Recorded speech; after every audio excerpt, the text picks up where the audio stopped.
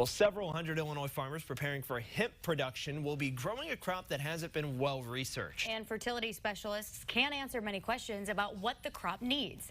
WCIA3's ag reporter Stu Ellis has more in this morning's report from the farm. Could provide a good return on investment, but could also cost a lot from planting to harvest. And Larry Tombaugh of Nutrient Management Specialists says treating it as an organic crop will provide the best return. You start with a soil test, obviously, but then it's a matter of having things in balance. A lot of people think, oh, I'll just throw more nitrogen or I'll throw more, potash and phosphorus, but that's really not the key because there's so many interrelationships that are more important. For instance, you need to have your phosphorus at a 7:1 ratio to your potash, and sometimes the levels aren't as critical as the relationship.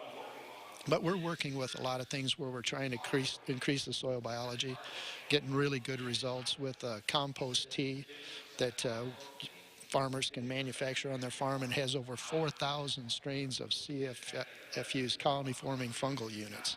So over 4,000 distinct families, and each milliliter has between 50 billion and 100 billion bugs in it. So that really helps. So really, if we talk about microbes and biologicals, those could be as important to a good hemp crop then as anything else. Right. In fact, we think even more so because the soil, if you can get it healthy, can really make up for a lot of deficiencies otherwise. And just throwing more fertilizer on it is not as important as the balance.